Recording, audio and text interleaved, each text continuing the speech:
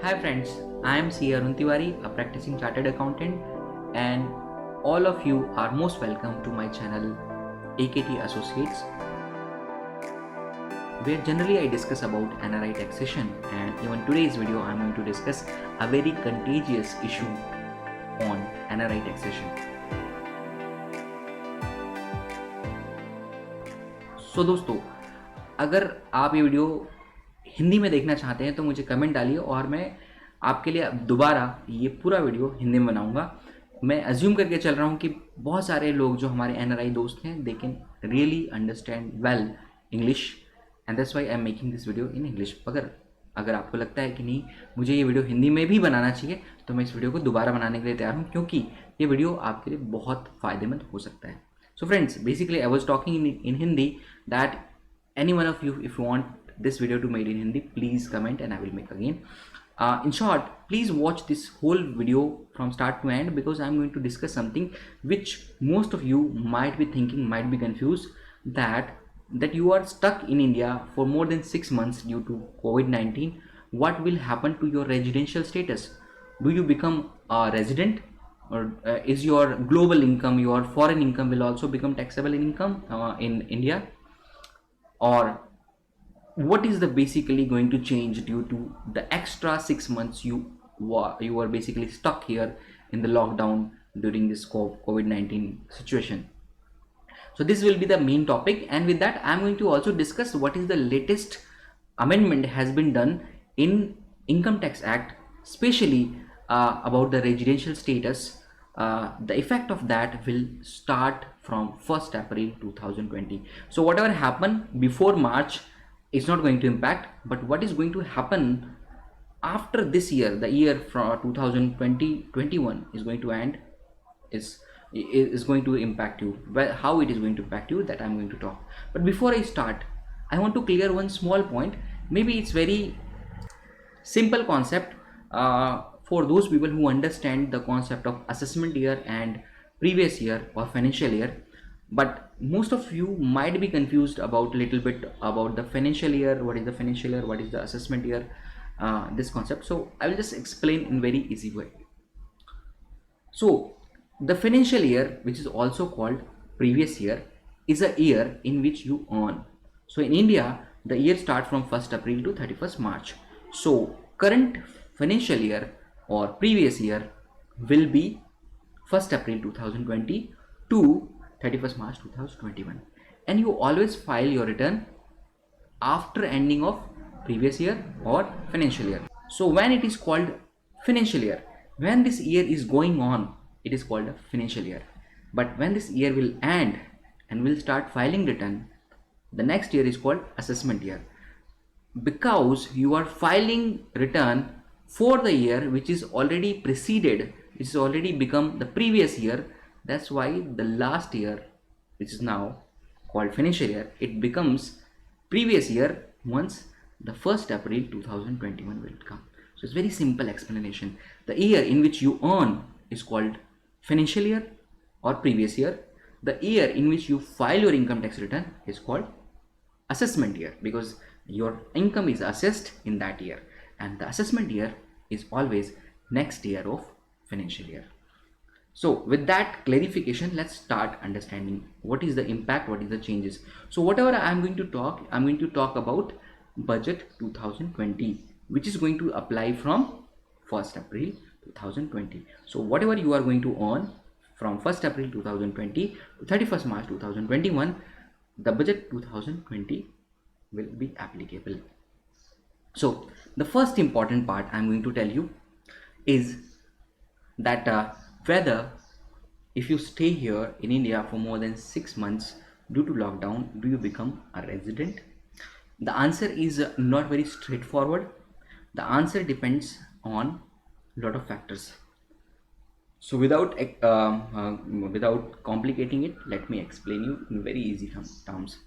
So the residential status in India is under Section 6 of Income Tax Act 1961, which has two conditions. The first condition, that you should be in India for more than 182 days, or you should be in India in previous preceding year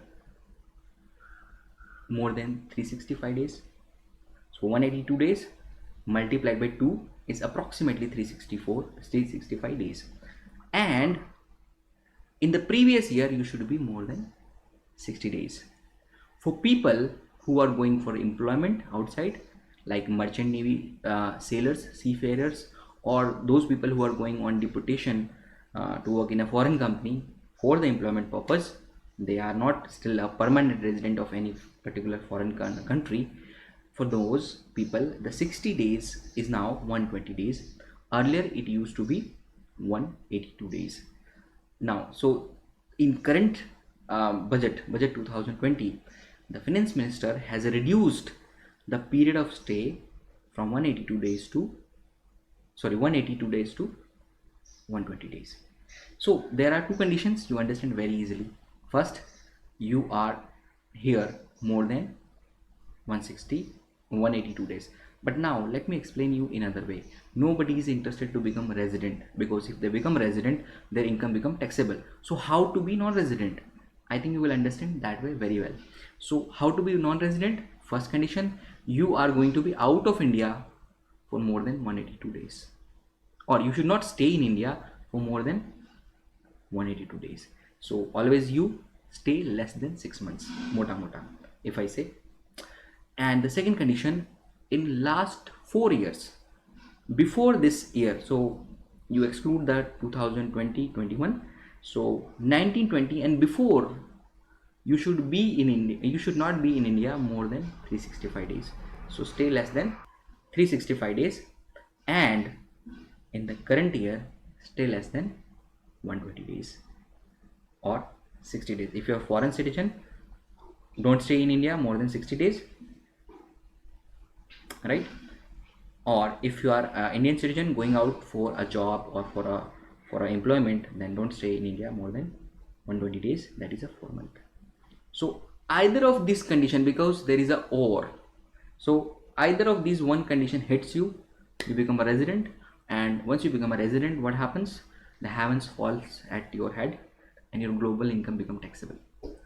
But just stop. There is something called resident but not ordinary resident, resident but ordinary not ordinary resident. So there are in the residency, see, there are two things. First is resident, second is non-resident. But in resident also there are two types of residents. One is ordinary resident and another is non-ordinary residents. So during the lockdown, these two provision of not ordinary resident is going to save your income, your global income. So one thing you understand, even you are an NRI, your Indian income is going to be taxable here. So there is no escape. So if you are earning a rent income from Indian property, you are earning a interest from FD, those are always taxable. Either you become a resident or non-resident. But if you are a non-resident, then your global income is not taxable. The income which you are earning outside India, doing some kind of service or selling some kind of goods outside Indian jurisdiction. So don't worry about it. If you are non-resident for more than 9 years out of past 10 years, so past 10 years you have to count excluding 2020-21. So exclude the 2020-21 and leave this 6 months aside, and then you count that out of previous 10 years, have you been non-resident in 9 previous years? So earlier, before that, the condition was 7 years only, but now they have made 9 out of 10 years you should be non-resident. So if you are 9 out of 10 you are non-resident, even you become resident, suppose for this year, still your global income will not be calculated, will be taxable in India, because you are a resident but not ordinary resident. So you might have heard about NRI and resident, but there is something called not ordinary resident as well. So with that concept, I think you can take a relief that your income will not become taxable just because you stuck here for 6 months. And I will show you the that particular reading as well. So here are friends, if you read it, this resident but not ordinary resident, which is called RNOR. Okay, so they are resident but not ordinary resident, they are extraordinary residents. So what is the condition of a non-resident? This is only applicable for individuals. Forget about HUF. This is for individuals who are non-resident for 9. So 7 is now they made it 9 from this year. So non-resident in 9 out of 10 previous year preceding that previous year. Preceding means from this 2020, 1st April 2020, before that year, 9 out of 10 years they should be non-resident. If that is the case, they will be counted as RNOR. So this RNOR will save you and you don't have to bother about it. Now with that, I'm going to discuss some more issues. So with that, I'm going to share some more issues with you, some more important informations right here. So here I have made a small slide. I think I told you what is the amendment. Amendment has done that there are two sections. So earlier it was 182 days. If you are staying less than 182 days, you will be still considered as a non-resident, but now you cannot stay more than 120 days. This is the first amendment, which I have already explained.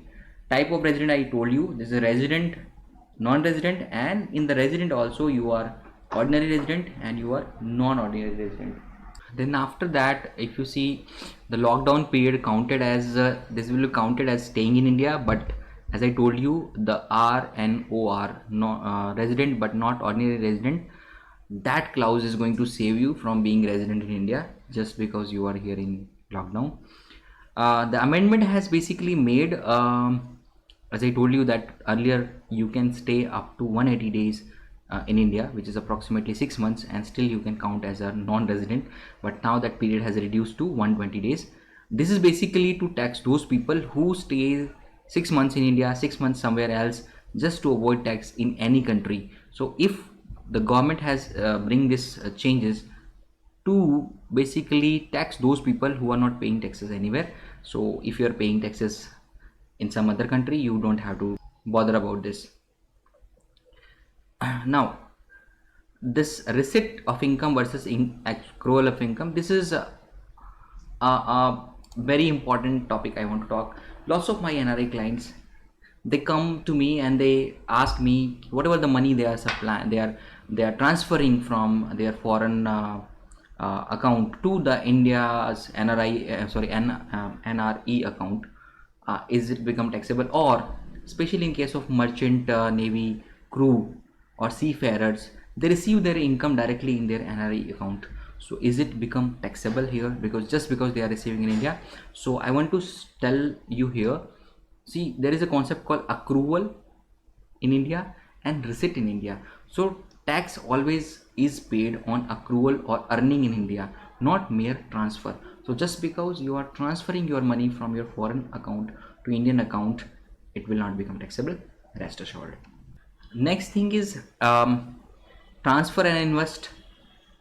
So another case is lots of people transfer money here and they invest that amount on their wife's name, spouse name, or some other relative's name, father's name, mother's name, and they say, can we do it? Yes, you can do it, but whatever the income going to accrue from that investment, that will be taxable. So suppose you brought here 10 lakh rupees and you invested in mutual fund on the name of your wife, then the whatever gain you are going to receive on mutual fund, that will become taxable. But the transfer of 10 lakh rupees to your wife, that will not become taxable. So you can transfer money, but you cannot transfer income. The income will be with you. So if it is your property, your income, you transfer to anybody's name, if that person is fellow is earning some income, it will be taxable on your name. You cannot just transfer on their name. Lots of people do. I have seen lots of NRI, especially merchant shipping people working in merchant navy, they do most of their investment on their wife's name or father's name, and they think that this will not be taxable.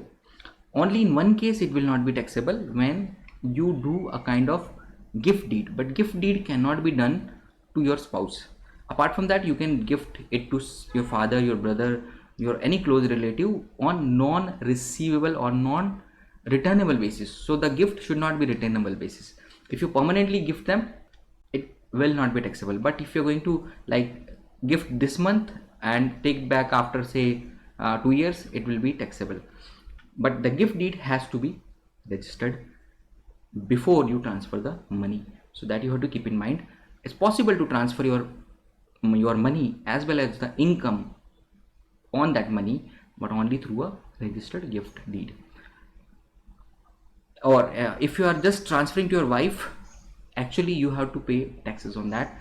Even suppose you bought a property and you're receiving a rent, and your wife has not contributed any you can say contribution in for buying that property, the rent will be taxable on your name. So you can transfer the property, but you cannot transfer the income. Then ITR is mandatory, and if it is mandatory, which ITR? This lots of people, especially my NRI clients, ask me that because we are hardly earning anything in India, should we file our return or not? See, if I go by law, if you have income less than taxable, you should not file the return.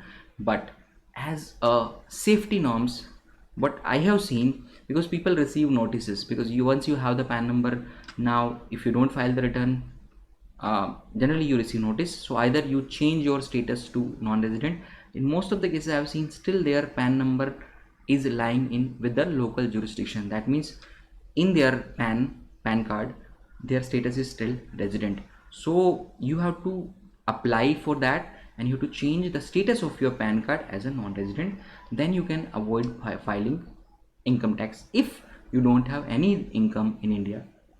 But what I will advise, if you have any income, even small income, maybe 50,000, 1 lakh rupees, you should file the return. Because see, once the notices comes, it become more complicated, because then they ask for your bank statement, then they ask for a lot of documents, and you are also get harassed, and definitely you have to pay more to handle the notices. So the better part, most practical part, is just file a return. You can engage us also, and it doesn't take much time. Every year just you can send your documents, your bank statement through email, and your return will be filed, and it doesn't cost also much, maybe 1000 2000 rupees per year. So the peace of mind will be much better. That I advise, because most of the time people call me when they receive some notices, and the problem is when we are going to reply notices, even we know there is no problem, we can reply the notice, and we have to give the documents to the income tax authority till their satisfaction. The matter will be sorted out without any payment of taxes. But the problem is that the time which required to handle those notices and the cost is unnecessary, which can be simply avoided if you can file your return regularly. And once in a year, just for the heaven's sake, you have to send us document, and maybe within 1 day or 2 days your return will be filed. You are also at peace, and income tax department is also at peace. Now the question is, which ITR? So I already told you that ITR is not mandatory, but practically if you see, because income tax department doesn't know whether you are NRI or not, most of cases your PAN is also lying in local jurisdiction, so they will keep you sending notices, and then you will keep running. So better to file return, even it is not mandatory, just to avoid any notices and all. And second important part, if ITR need to file, then which ITR? So actually income tax form depends on kind of income you have. So if you have only rental income from one property, then ITR 1 you can file, and most of the cases ITR 2 you can file. But if you are earning some professional income also, especially merchant shipping people where they work on contract basis, they don't receive a salary, then that cases ITR 3 can also be filed. So basically we have to see the what kind of income you have, and then we can prescribe that what kind of ITR you have to file. Most probably ITR 2 or ITR 3 goes, because most of cases the NRI also have the capital gain, the sale of you can say mutual fund and shares and all. So ITR 2 in most cases it will be prescribed, but some cases it will be ITR 3 also. ITR 1 generally for salaried person, and it has very limited purpose, so that will not be applicable. But again, we have to see the income to give you the right answer. Then balance sheet required. This is also a question. Most of the time people say that when we don't have to file return, why we have to prepare the balance sheet? And I always say that it is always better to be at peace with crocodile if you are in water. I'm definitely not saying income tax department as a crocodile. The only thing is this, in Hindi it's called पानी में रह के मगरमच्छ से दुश्मनी नहीं करने का. So in it translate basically that you stay safe. And the balance sheet, basically what it says, every year it maps your income and your assets and liabilities. So suppose you bought a property, your asset side increases. You sold a property, that asset goes out of balance sheet. And if you keep that balance sheet with your ITR every year, even anytime any notices comes, it's very easier for us to explain, because we handle lots of notices. And I don't know if lots of chartered accountant have lots of experience in handling notices, especially the non-resident related notices. And what we have felt that time, most of the time, the income tax department asks us to prepare the asset and liability statement, which is basically nothing but a balance sheet. And we have very hard time to prepare a balance sheet of 5 years back or 4 years back. Even our NRI client doesn't have that much data. Some banks account are closed, some property they have sold, they don't know where is the sale documents or sale deed is lying. So it becomes very nightmarish thing. So it's better to file balance sheet. You don't have to file, you just have to prepare and keep with your income tax return. And whenever there will be requirement, I can just assure you that your notices will go like this, without running around here and there for the documents. So I always say most of my client that yes, if you file your return, make your balance sheet as well, right? Now last is joint property and joint investment. So due to ease of operation, I have seen most of our NRI friends, they buy property jointly with their father, their mother, their wife, okay. And when they sell the property or the investments like mutual fund and all, in the bank account they have on joint name. And what is the taxability on that? So the income tax follow the beneficiary model. Who has invested the money, that fellow will bear the tax. So suppose you have just put the joint name for the ease of operation, all the tax will be yours. I have seen some cases they file wrong return. They show the income 50-50 in both the account, while the other person doesn't have contributed any income. So in such cases, I think it will be avoidable. Better you file your return on your name, because it's your income. You just put another person's name. By putting another person's name, he doesn't become a beneficiary or owner of that property. He's just a convenience mode. So just to save few taxes, don't do this. If you have invested joint property, and in joint property both have invested money, then definitely it is a joint property. Otherwise it is your income only. If you file only one person's name, then what will happen? Income tax will ask the proof of contribution for buying the property, and that time matter will become complicated. So friends, in this video, that's it. I think lots of questions, queries I have sorted out here, and in next video I will bring some more continuous you can say issues related to NRI taxation. And I hope most of your queries might have sorted out. Please comment, subscribe and share, and don't shy away asking questions. If you think that you should consult a proper expert before taking any big decisions like buying a property, selling a property, because tax is not a beneficiary, but it can have many adverse effects if you don't respect it. With these words, I, C. Arun Tiwari, signing off. Have a nice day. Enjoy your life. Thank you.